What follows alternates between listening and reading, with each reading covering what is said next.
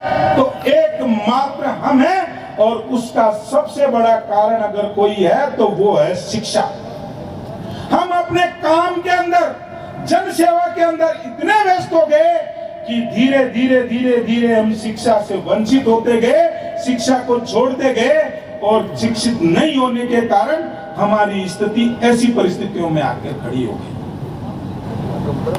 लेकिन मैं पिछले कुछ समय से देख रहा हूं, भैया मैं उन युवाओं का तो मुझे पता है कि नहीं है, लेकिन इस मंच से मैं पिछले 5 साल के अंदर जो युवा राजस्थान के समाज से थे, उसको इस मंच से नमन करता हूं और उनसे प्रेरणा लेता हूं कि अगर 5 साल में अगर मैं अध्यापक गिनने लगूंगा तो इस राजस्थान में 3 दिन कम पड़ जाएंगे। मैं उन युवाओं का धन्यवाद देता हूं कि जब आखिरी बार इस राजस्थान की सबसे बड़ी परीक्षा हुई आरएएस की, तो 39 आरएएस आपके इस समाज से निकल के गए।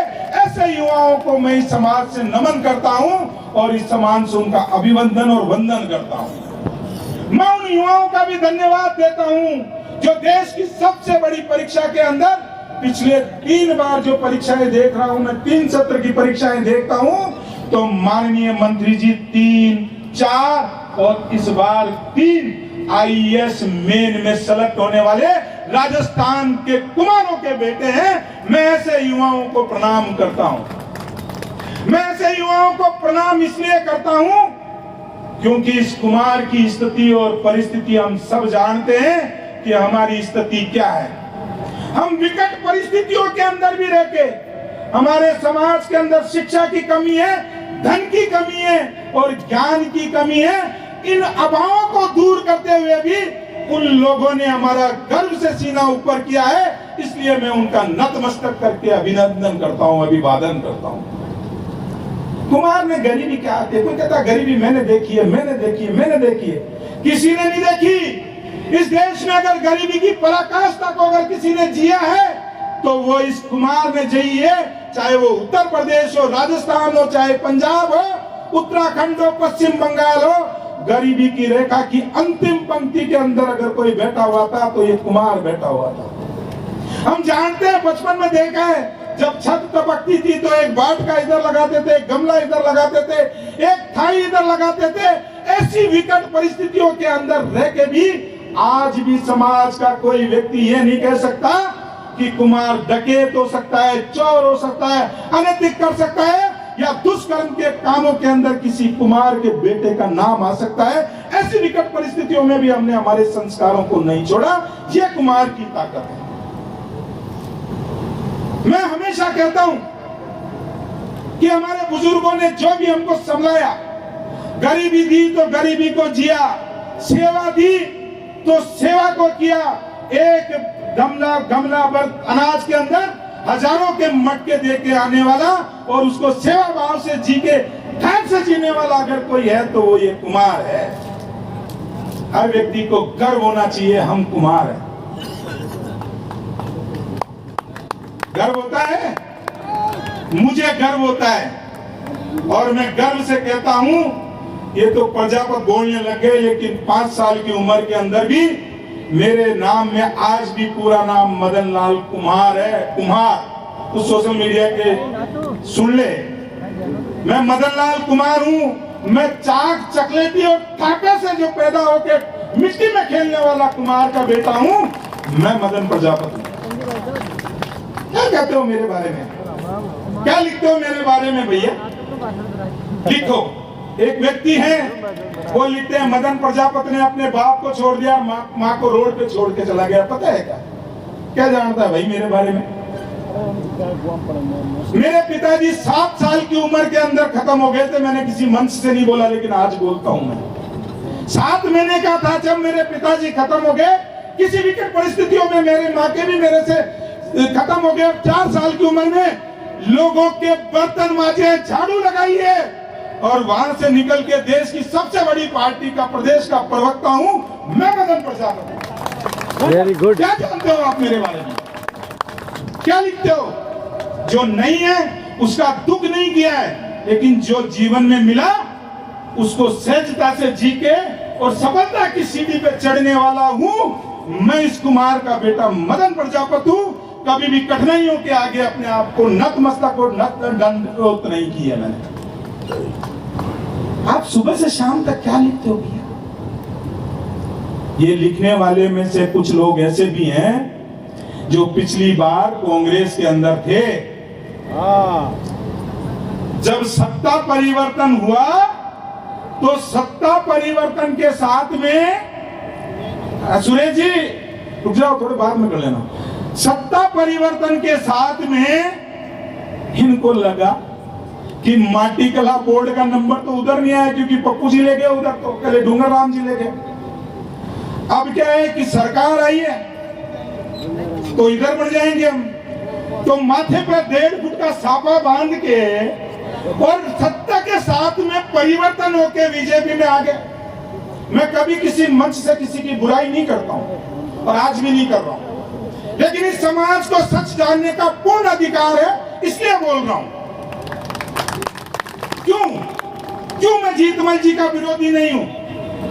मैंने जीतमल जी को देखा है, इस अजमेर में देखा है, निस्वार्थ भाव से इस भारतीय जनता पार्टी की सेवा की है इन्होंने। कभी कुछ नहीं मांगा, ना बोर्ड का अध्यक्ष मांगा, ना टिकट मांगा, ना कुछ मांगा। और अगर हम साथ देते इस जीतमल प्रजापति जी का तो 2023 के अंदर जीतमल प्रजापति जी विधायक होते। जीतमल जी झूठ बोल रहा हूं सच बोल रहा हूं, बताओ मसूदा से विधायक होते कि नहीं होते? मसूदा का टिकट मिला, लास्ट में टिकट कटा, सबसे ऊपर नाम अगर किसी का था तो जीतमल प्रजापति जी का था। लेकिन हम सोते रहे। किसी आदमी ने जाके और ताकत नहीं दिखाई, क्योंकि राजनीति के अंदर एक चीज चलती है और वो चलता है मुंडियों की गिनती। सोशल मीडिया के शेयरों की नहीं, सड़क पे मुंडियां गिनती है। जब राजनीतिक अधिकार मिलता है, आप तो जो राजनीति में मेहनत करता है उसी को पकड़ के नीचे खींच लेते हो। आपकी व्यक्तिगत महत्वाकांक्षा खत्म होए तो समाज के बारे में सोचना भैया। तुम्हारा व्यक्तिगत महत्वाकांक्षा तो खत्म ही नहीं हो रही। कांग्रेस आई, कांग्रेस में चले गए, मुझे बना दो। फिर बीजेपी आई, बीजेपी में आ गए, मुझे बना दो। अरे भैया, राजनीति के अंदर तपना पड़ता है, समय का योगदान देना पड़ता है, पैसे की आहुति देनी पड़ती है और राजनीति में पार्टियों की दरिया भी उठानी पड़ती है। जब जाके राजनीति में सफलता हासिल होती है। दो जातियों की बुराई करने से नहीं होती है। 36 कौम का आशीर्वाद मिलता है जब जाके विधायक बनता है। एक जाति से विधायक नहीं बनता है। एक विधानसभा में 20,000 से ज्यादा नहीं है। हम 2 विधानसभाओं में 45 और 55,000 है। 3 लाख में से 20,000 वोटों से विधायक बना लोगे क्या? बना लोगे क्या? अरे बना लोगे क्या? मुझे बताओ ना, बना लोगे क्या? अरे आप सरपंच नहीं बना पाते हो क्योंकि टिकट मिलने के बाद में आपकी व्यक्तिगत महत्वाकांक्षा जाति को छोड़ के व्यक्तियों पे आ जाती है। अन्यथा इस राजस्थान के अंदर सबसे ज्यादा अगर सरपंच हुए तो कुमार हुए। है क्या कोई जाति कुमारों के बराबर? जोधपुर से निकलो, मैं जोधपुर से एक विधानसभा गिना सकता हूँ। जोधपुर से निकलो, बीकानेर होते हुए, झुंझुनू, सीकर होते हुए, दातारामगढ़ होते फुलेरा आ जाओ, किसी भी विधानसभा में 25 से 30,000 कम नहीं है हमारी। इसलिए बोल रहा हूं, बोलना नहीं चाहता था, लेकिन नारायण जी ने बोला कि बोलो, और जब यहां तक बढ़ जाता है ना भैया, यहां तक आ गया तो बोलना चाहिए। किसी सोशल मीडिया पे नहीं बोलूंगा और ना बोलता। ये मेरे परिवार का मंच है और ये जो सामने बैठे हैं ये मेरे परिवार के साथी हैं, मेरे परिवार के बंधु हैं। अगर इनके बीच में नहीं बोलूंगा तो और कहां बोलूंगा? सोशल मीडिया तो पूरी दुनिया देखती है और सोशल मीडिया पे आप जो लिखते हो उससे और जातियां आपके बारे में संपूर्ण मूल्यांकन करती है कि आपका व्यक्तित्व कैसा है, आपका परिवार कैसा है, आपके बोलचाल कैसे, आपके ढाल कैसे, इसके बारे में विश्लेषण करती है।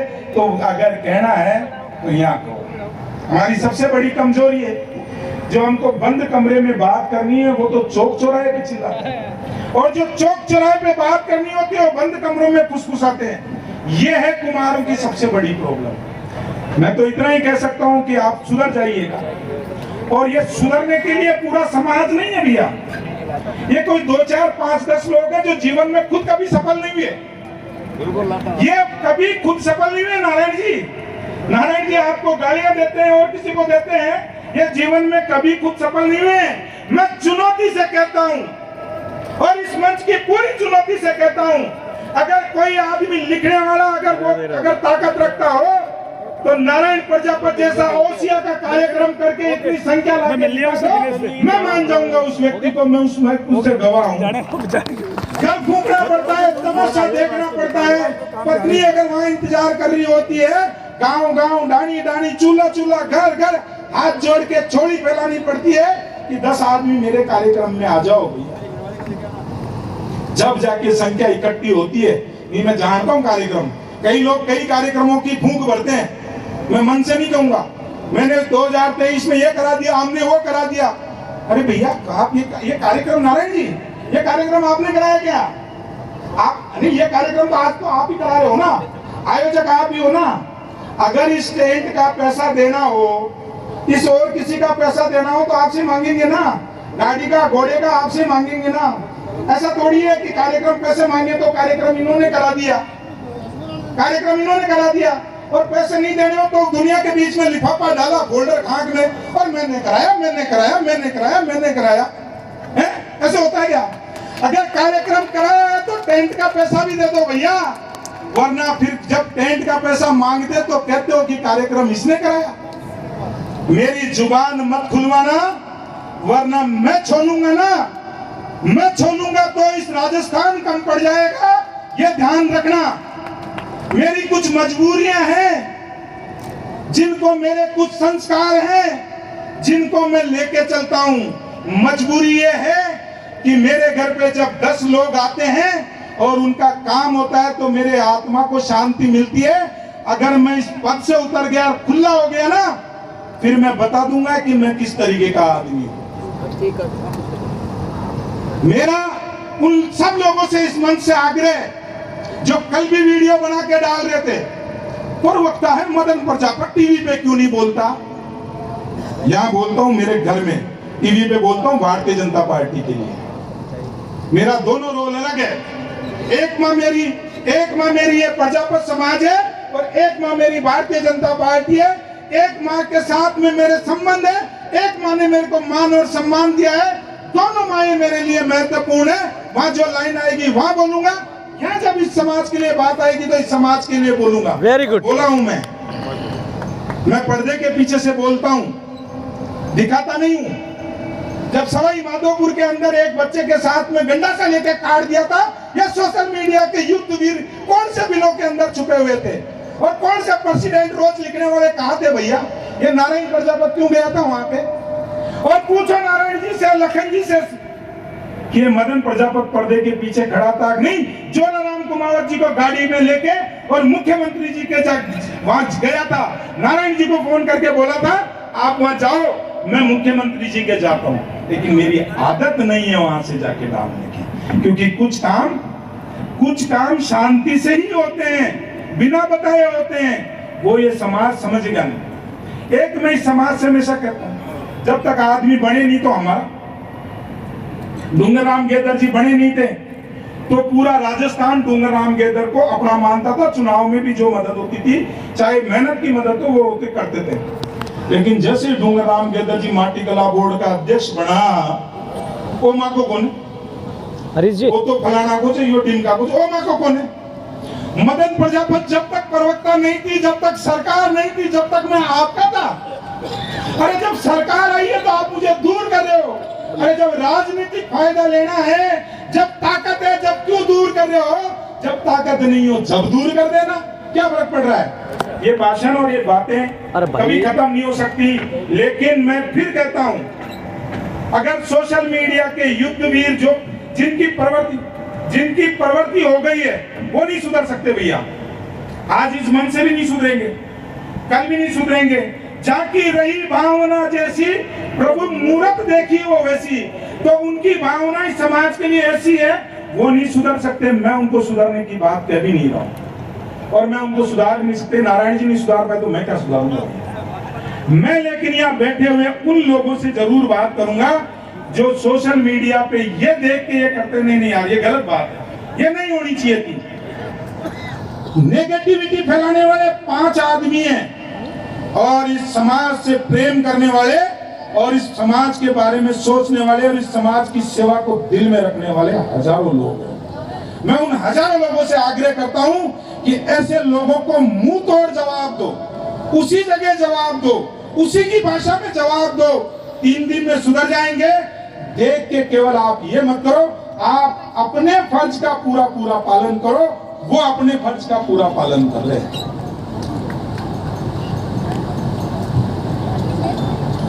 शिक्षा की बात हो रही है। देखो भैया, किसी भी समाज के लिए, किसी भी देश के लिए, किसी भी गांव के लिए, किसी भी परिवार के लिए शिक्षित होना बहुत जरूरी है। इस देश को 2 लोग चलाते हैं। बाबा जी 2 मिनट बैठ जाओ, 2 मिनट बैठ जाओ। इस देश को 2 लोग चलाते हैं, एक शासन चलाता है, एक प्रशासन चलाता है। शासन वो होता है जो माननीय मंत्री जी बैठे हैं, जो चुन के जाते हैं, जिनको जनप्रतिनिधि हम बोलते हैं, वो शासन होता है। प्रशासन वो होता है जो आरएएस और आईएएस के थ्रू जाते हैं। इस देश की नीतियां 2 लोग बनाते हैं। इस महापंचायत में आए हुए प्रत्येक व्यक्ति से मेरा आग्रह है कि आप ये लेके जाइएगा कि राजस्थान की विधानसभा में आपका भविष्य लिखने वाली कितनी कलमें हैं, और देश की लोकसभा में आपकी नीति निर्धारित करने वाली कितनी कलमें हैं, ये लेके जाइएगा। आप यहाँ से आप राजनीति के अंदर आइए, चुनाव लड़िए, सरपंच का लड़िए, वार्ड पंच का लड़िए, जिला परिषद का लड़िए। आप चुनाव लड़ेंगे जब आने वाली खेप तैयार होएगी। किसी भी चुनाव को छोटा और बड़ा मत समझिए, क्योंकि जो हारता है वही जीतता है। जिसने हारना नहीं सीखा उसने कभी जीत का स्वाद नहीं सीख सकता है। मैं प्रत्येक व्यक्ति से यह भी कहता हूँ कि शिक्षा पे सबसे ज्यादा ध्यान दीजिए, क्योंकि हम शिक्षित होंगे तो विकसित होंगे, और विकसित होंगे तो समृद्ध होंगे। ये पैसे की खनक है जो सारी चीजों को सही तरीके से कर देती है। मैं हर आदमी से आग्रह करता हूँ कि आप अपनी पंचायत के अंदर, अपनी तहसील के अंदर एक लाइब्रेरी का निर्माण कीजिए, क्योंकि जिस तरीके से कन्या का दान महत्वपूर्ण होता है, जिस तरीके से तीर्थ महत्वपूर्ण होते हैं, उसी तरीके से शिक्षा का दान भी सबसे महत्वपूर्ण है। आपके भामाशाहों से इतना ही अनुरोध करूंगा कि आप शिक्षा का दान भी कर दीजिए, अपनी बच्चियों को पढ़ाइए। और मैं पुनः कह के जा रहा हूं, अपनी बात खत्म करते हुए इतना कहता हूं कि किसी भी व्यक्ति को रात को अगर 12 बजे भी अगर जरूरत है तो इस मदन प्रजापति को राजस्थान में याद कीजिएगा। जितनी क्षमता मेरी है उससे 2 गुने तरीके से आपके लिए काम करूंगा, क्योंकि मैं पुनः कहता हूं कि राजनीति में मैं इसलिए नहीं हूं कि मुझे क्या मिलेगा क्या नहीं मिलेगा। इस समाज के अगर रत्ती पर काम आऊंगा तो गंगा स्नान के बराबर अपने आप को समझूंगा। मैंने लोगों के काम किए, मुझे कोई व्यक्ति की किसी की चीज की जरूरत नहीं, कोई व्यवस्था नहीं चलेगी। अगर आपका काम वाजिब है तो 100% होगा, और वाजिब नहीं है तो भी 100% होगा। क्या बात, किसी से डरने की जरूरत नहीं है। अगर किसी कोई आपके एक चांटा मार के है तो 2 चांटे मारना, थाने से छुड़ा के लाने की जिम्मेदारी मेरी है, क्योंकि अब मुझे नहीं चाहिए कि वो वाला हिसाब किताब नहीं चाहिए। एक है ना, 2 कस के साले, अपने आप सीधा हो जाएगा अगली बार। कोई कहता है ना कि ऐसे कहते हैं, यही चीज आना पड़ेगा हमारे को, और यहीं बैठना पड़ेगा जब हमारी गिनती अन्य समाजों के बराबर के अंदर होने आए लगी। मैं बैठा हूँ, और आज तो मैं कह रहा हूँ आपको कि मैं बैठा हूँ, मतलब बैठा हूँ।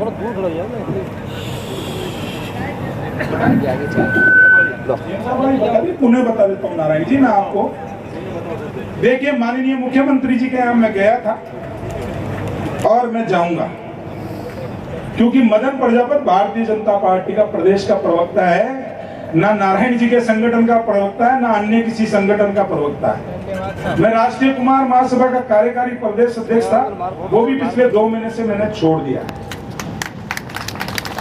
मेरे लिए सभी संगठन, समाज के सभी व्यक्ति बराबर महत्वपूर्ण है। मेरे लिए सभी महत्वपूर्ण है। समाज हित की अगर बात कहीं होगी, मैं और जीतमल जी अगर नहीं जाते तो वो मंच की 2 कुर्सियां खाली रहती, मंच की 2 कुर्सियां खाली रहती, और 2 कुर्सियां खाली रहने का मतलब है इस राजस्थान के कुमारों का प्रतिनिधित्व सीएमआर में नहीं होता। इसलिए हम सीएमआर के अंदर गए थे। एक एक व्यक्ति का प्रतिनिधित्व, मदन प्रजापति या जीतमल प्रजापति नहीं बैठा था, राजस्थान का कुमार उस मंच के ऊपर 2 मूर्तियों के रूप के अंदर बैठा था।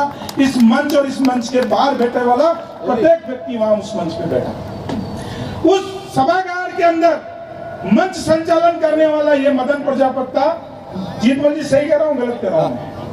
मंच मैंने संचालन किया था, और ना किसी मुख्यमंत्री जी ने ना किसी और ने कभी ये नहीं कहा कि आप श्रीया देवी माता की जय मत बोलो, और ना मैंने कोई हाथ ऐसा देखा जो श्रीया देवी माता की जय के ऊपर उठ के दोनों हाथ से गड़गड़ाहट नहीं कही हो, तो मैंने नहीं देखा। ये मदन प्रजापति और जीतमल प्रजापति ने सीएमआर में जाके और 500 लोगों के बीच में जाके बोला श्रीया देवी माता की ये उपलब्धि हमारी है, और हमने हमारी बात रखी। और नारायण जी, मैंने आपसे ओसिया में वादा किया था कि 2 आदमी, 5 आदमी, 10 आदमी, 200 आदमी, सूची भी मैंने मांगी थी। 3 दिन तक लगातार आपको फोन किए, 4 दिन फोन किया, आपकी सूची नहीं आने के कारण से आपका प्रोग्राम पोस्टपोन हुआ। सही कह रहा हूँ गलत कह रहा हूँ? उसके बाद भी आपने कहा कि मेरे को आप मिला दो, मैं सबको मिला हुआ मान लूंगा।